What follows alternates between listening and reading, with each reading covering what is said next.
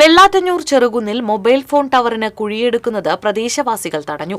കുഴിയെടുക്കുന്നത് പ്രദേശത്തെ കുടിവെള്ള വിതരണ ടാങ്കുകളുടെ തകർച്ചയ്ക്ക് കാരണമാകുന്നുവെന്ന് ചൂണ്ടിക്കാണിച്ചാണ് തടഞ്ഞത്.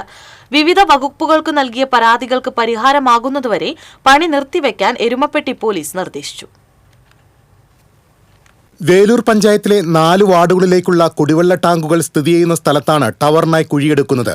ടാങ്കിനോട് ചേർന്ന് 2.5 മീറ്റർ താഴ്ചയിൽ T ആകൃതിയിലാണ് കുഴിയെടുക്കുന്നത്. ബലക്ഷയമുള്ള മണ്ണായതിനാൽ മണ്ണിടിഞ്ഞ് ടാങ്ക് നിലംപതിക്കാൻ സാധ്യതയുണ്ടെന്ന് പ്രദേശവാസികൾ പറയുന്നു.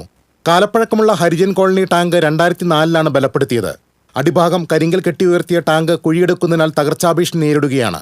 തൊട്ടടുത്തുള്ള മറ്റൊരു ടാങ്കും വലിയ സുരക്ഷാ ഭീഷണിയാണ് നേരിടുന്നത്.